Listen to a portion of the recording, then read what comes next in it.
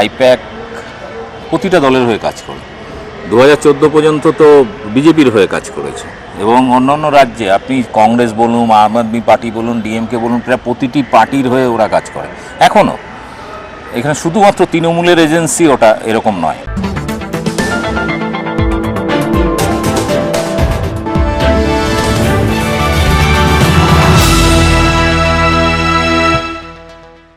গত 8ই জানুয়ারি ইডির অভিযোগের ভিত্তিতে কলকাতায় আইপ্যাকের অফিস ও প্রতীক জৈনের বাড়িতে তল্লাশি চালায়, এবং ঘটনায় উল্লিখিত অভিযোগ ছিল সম্ভাব্য মানি লন্ডারিং সংক্রান্ত অনিয়ম হচ্ছে। অপরদিকে তল্লাশির সময় এটিকে বাধা দিতে তড়িঘড়ি মুখ্যমন্ত্রী নিজে ঘটনাস্থলে যান ও প্রতীক জৈনের ল্যাপটপ, ফোন আরও কিছু গুরুত্বপূর্ণ তথ্যের ফাইলকে ছিনিয়ে নেন। এরপর তিনি অভিযোগ করেন যে কেন্দ্রীয় সংস্থার রাজনৈতিক উদ্দেশ্যে শাসক দলের অতি গুরুত্বপূর্ণ তথ্য বাজেয়াপ্ত করবার চেষ্টা করছিল। এরপর শাসক দলের পুলিশ কেন্দ্রের কিছু ইডি আধিকারিকের বিরুদ্ধে এফআইআর দায়ের করে। পাল্টা ইডি বিষয়টিকে রাজ্য সরকার তদন্তে বাধা দিয়েছে ও একই সাথে এই ঘটনাকে ডাকাতি বলে অভিযোগ করে সরাসরি যায় সুপ্রিম কোর্টে। তবে সুপ্রিম কোর্ট এখনও কোনো রায় দেয়নি। 31শে মার্চ অবধি সময় দিয়েছে বিষয়টিকে পর্যালোচনা করে দেখবার জন্য। সাম্প্রতিক উদাহরণ প্রতীকুর রহমান, যার পুরো প্রস্থান আইপ্যাকের পরিকল্পিত ছিল বলেই দাবি করছে বিরোধীরা। তবে এখন প্রশ্ন হচ্ছে যে সত্যিই কি আইপ্যাক তৃণমূলের তুরুপের তাস, যেখানে আইপ্যাক একটা দলের হয়ে যাবতীয় সবকিছু নির্ধারণ করছে, অর্থাৎ বলা ভালো দলকে চালাচ্ছে। তাহলে কি আইপ্যাক একটা সুপার দল? তাহলে কি বিজেপি তৃণমূল অর্থাৎ আইপ্যাক দলের বিরুদ্ধে লড়তে চলেছে? কি বললেন দীপক ব্যাপারী? আচ্ছা, বাংলায় আইপ্যাক এখন একটা সুপার পার্টি, আর তার সব থেকে বড় এক্সাম্পল এখন প্রতীকুর রহমান। তো সেখানে যার পুরো প্রস্থানটাই আইপ্যাকের পরিকল্পিত ছিল বলে দাবি করা হচ্ছে। তাহলে কি বাংলার নির্বাচনে বিজেপি তৃণমূলের বিরুদ্ধে চলছে নাকি আইপ্যাকের বিরুদ্ধে? বিষয়টা হচ্ছে, প্রতীকুরকে আমি বহুদিন ধরে চিনি। বিষয়টা এরকম নয় যে এই প্রথমবার কেউ তৃণমূলের দিকে ঝুঁকেছে। এর আগে শঙ্কর ঘোষ, তার আগে বহু বামপন্থী, বিশেষ করে আমি 2011-র প্রেক্ষাপট যদি দেখেন, সেই সময় এখন যারা তৃণমূল বা প্রো টিএমসি যে বুদ্ধিজীবীটা আছে, তারা কিন্তু প্রত্যেকেই লেফট এবং আল্ট্রা লেফট ব্যাকগ্রাউন্ড থেকে এসছে। অর্থাৎ সেই সিঙ্গুর নন্দীগ্রাম আন্দোলনটা শুরুই করেছিল বামপন্থী বা অতি বামপন্থীরা, এবং সেই আন্দোলনকে একটা শীর্ষে নিয়ে গেছিলেন মমতা ব্যানার্জি। ফলে যেটা হয়েছে যে বামপন্থীদের একটা ঝোঁক কিন্তু মমতা ব্যানার্জির দিকে 2011-র আগে থেকে ছিল এবং পরবর্তীকালে হয়েছে। এবং বিভিন্ন বামপন্থী নেতারা ঘুরপথে হয়তো বামে থেকে কংগ্রেসে গেছে বা বিজেপি গেছে, তারপরে আবার টিএমসিতে ঘুরে এসেছে। এরকম রেকর্ড কিন্তু সংখ্যাটা অনেক, আমার কাছে তালিকা নেই, সে সংখ্যাটা প্রায় 45-এর ওপরে, যারা যথেষ্ট ভালো পদে ছিল সিপিএম বা বামপন্থী দলগুলোতে। আর বিষয়টা হচ্ছে যে সিপিএমের একটা বাজে রোগ আছে, সেটা হচ্ছে নিজেদের থেকে তারা একটা ঐতিহাসিক ভুল, এই শব্দটা দেখবেন যে ঐতিহাসিক ভুল করেছিলাম, জ্যোতি বসু কেন প্রধানমন্ত্রী হওয়ার সুযোগ ছিল, হয়নি, এরকম বহু বিষয়। ব্যাপারটা হচ্ছে যে প্রতিকুর যে প্রশ্নে দল ছেড়েছে, ওর যদি ফেসবুক পোস্টটা দেখেন, ফেসবুক পোস্টে পরিষ্কার লিখেছিল নীতি আদর্শ ছাড়া কোনো কমিউনিস্ট পার্টি চলতে পারে না। এটা বেসিক্যালি মোহাম্মদ সেলিমকে উদ্দেশ্য করে প্রতিকুর বলেছিল, এবং তখন থেকে সমস্যাটা শুরু। এবং প্রায় 1.5-2 মাস ধরে প্রতিকুর ভার্সেস মোহাম্মদ সেলিম পার্টির মধ্যে একটা চাপা বিতর্ক চলছিল, এবং কোনোভাবেই মোহাম্মদ সেলিম বিষয়টাকে আলোচনা টেবিলে নিয়ে গিয়ে সমাধানের চেষ্টা করেনি। এতে অনেকটা হতাশ। সেই জায়গা থেকে প্রতিকুরের মনে হয়েছে যে এই মুহূর্তে পশ্চিমবাংলায় বিজেপিকে রুখতে না পারলে বাংলা বাঙালি শেষ হয়ে যাবে। অনেকটা আমার মনে হয় সেই কনসেপ্টে, যে কনসেপ্ট আমি বিশ্বাস করি, সেই জায়গা থেকে অন্তত ওর মানসিকতাটাকে আমি বুঝতে পারি যে অনেকটা আমার মতনই। তিনি কটাক্ষ করে বলেন, বামপন্থীরা ঘুরপথে হলেও টিএমসিকেই সাপোর্ট করে। তিনি মনে করেন যে আইপ্যাক শুধুমাত্র টিএমসির এজেন্সি, এমনটা একদমই নয়। এতদিনে বিভিন্ন সময় ভিন্ন ভিন্ন দলের হয়ে কাজ করেছে, তাই আইপ্যাক নিয়ে মানুষের একটা ভ্রান্ত ধারণা রয়েছে। রেডের পর কি আইপ্যাক আরো শক্তিশালী হয়ে উঠেছে? দেখুন, আইপ্যাক একটা সংস্থা, যে সংস্থার অফিসে যদি আপনি যান, আমি 2বার গেছিলাম। একবার প্রতীক জৈন আমাকে ডেকেছিলেন তাদের হয়ে ক্যাম্পেনিং করার জন্য, আমি ওপেনলি না করে আমি কোনো এজেন্সি বা পার্টির হয়ে কাজ করি না। আমি আমার বাংলা বাঙালির জায়গা থেকে একটা আলাদা চেতনা থেকে কাজ করি। আমি নিজে একটা বামপন্থী ব্যাকগ্রাউন্ডের ছেলে, তো আমার পছন্দ হয়নি, তো আমি চলে এসেছিলাম। কিন্তু ওখানে আমি দেখলাম যে প্রতিটা রাজ্যের নির্বাচনে ক্যাম্পেন করার জন্য বা তাদের সার্ভে রিপোর্ট ইত্যাদি অ্যানালিসিসের জন্য আইপ্যাক প্রতিটা দলের হয়ে কাজ করে। 2014 পর্যন্ত তো বিজেপির হয়ে কাজ করেছে, এবং অন্যান্য রাজ্যে আপনি কংগ্রেস বলুন, আম আদমি পার্টি বলুন, ডিএমকে বলুন, প্রায় প্রতিটি পার্টির হয়ে ওরা কাজ করে এখনও। এখানে শুধুমাত্র তৃণমূলের এজেন্সি ওটা এরকম নয়। যারা আইপ্যাক সম্পর্কে ধারণা নেই তাদেরকে বলবো একবার আইপ্যাকের অফিসটা ঘুরে আসতে। একটা নির্বাচন কৌশল সংস্থা কি কখনো কোনো রাজনৈতিক দলকে প্রতিদিনের ভিত্তিতে পরিচালনা করতে পারে? অনেকটা পারে। যেমন ধরুন বিভিন্ন যে চ্যানেলগুলো এখন রয়েছে বর্তমানে, যাদেরকে আমরা গদি মিডিয়া বা মেইন স্ট্রিম বলি, সেই ওপেনলি তারা তো কোনো না কোনো পার্টির হয়ে ক্যাম্পেনিং করছে। রিপাবলিক দেখুন, ও সরাসরি বলেই দিচ্ছে যে আমরা বিজেপির দালাল।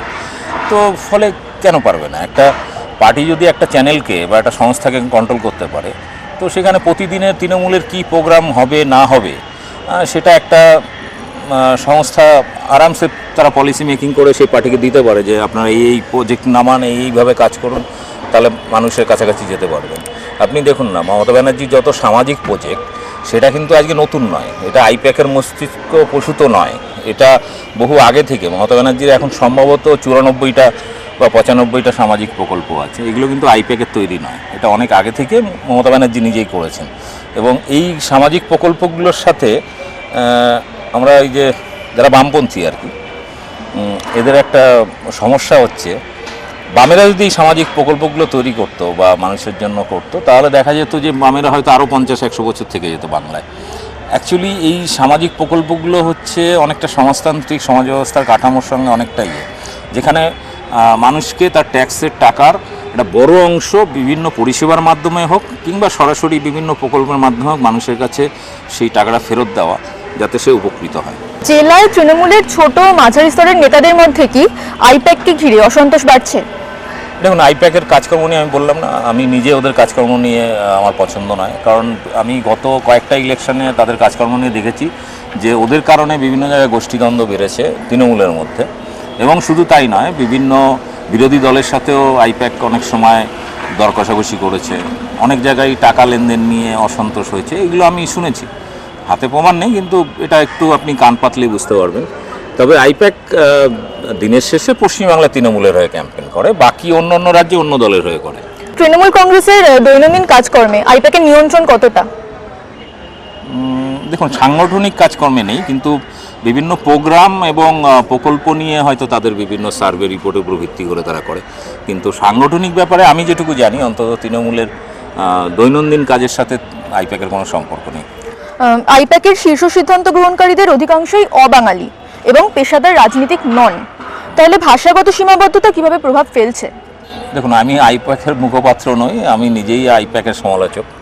এবং এটুকু বলতে পারি যে ধরুন আমি বিভিন্ন রাজনৈতিক দলের আমি যদি পার্টি কর্মী বা নেতা ধরি, তাহলে দেখা যাবে বিশেষ করে শহর এলাকায় সবথেকে বেশি অবাঙালি হচ্ছে বিজেপিতে, এবং তৃণমূলে আছে, অন্যান্য পার্টিতে, সব পার্টিতেই কম বেশি। কিন্তু আধিপত্য বিস্তারের দিক থেকে কিন্তু অবাঙালিদের দাপট সবথেকে বেশি বিজেপিতে, এবং যারা বাইরে থেকে নির্বাচনী অবজারভার যারা আসছেন সবই অবাঙালি।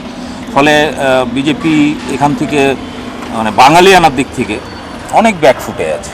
তৃণমূলের ওই জাস্ট একটা সংস্থা, কর্মচারী, তারা মালিক, অবাঙালি, এটা দিয়ে হয় না। কারণ যে প্রকল্পগুলো বা যে কাজগুলো তারা করছে, তারা তৃণমূলকে সেই বাঙালি আনার, কারণ আপনারা দেখেছেন ভাষা বিষয় নিয়ে যেটা হলো, বিভিন্ন রাজ্যে বাঙালিদের উপর অত্যাচার, তাদের সাথে যোগাযোগ, সেই মানুষগুলোকে ফেরত আনা, সেটা মিডিয়াতে প্রচারে আনা ইত্যাদি, এগুলো হতে পারে কিছুটা অংশ হয়তো আইপ্যাকের বুদ্ধি হতে পারে। কিন্তু বেসিক্যালি এটা তো বাস্তব যে ভাষার কারণে যেভাবে অত্যাচারিত হচ্ছে বিজেপি শাসিত রাজ্যে বাঙালি, আপনার মনে হয় যে এই অত্যাচারিত হওয়ার ফলে বাঙালিরা বিজেপিকে ভোট দেবে?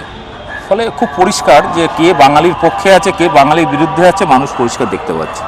তাহলে কোনো অরাজনৈতিক ব্যক্তিরা কি কোনো রাজনৈতিক দলকে পরিচালনা করতে পারে? হ্যাঁ, তো ওপেনলি আমি তো বলছি, যদি কোনো রাজনৈতিক দল যেমন কোনো সংস্থাকে পরিচালিত করতে পারে বা মিডিয়া হাউসকে পরিচালনা করতে পারে, অবভিয়াসলি তারা কোনো একটা সংস্থা তারা মতামত দিতেই পারে, কিন্তু ফুল কন্ট্রোল কখনোই কোনো সংস্থার হাতে থাকে না। সম্ভাব্য প্রার্থীদের আইপ্যাক কর্মকর্তাদের সামনে সাক্ষাৎকার দিতে হচ্ছে, এই সাক্ষাৎকারগুলো কিভাবে নেওয়া হয়? বুঝলাম না। যারা সম্ভাব্য প্রার্থী এখন আইপ্যাক কর্মকর্তাদের সামনেই তাদের ইন্টারভিউ দিতে হচ্ছে, তো সেই সাক্ষাৎকারগুলো কিভাবে নেওয়া হচ্ছে?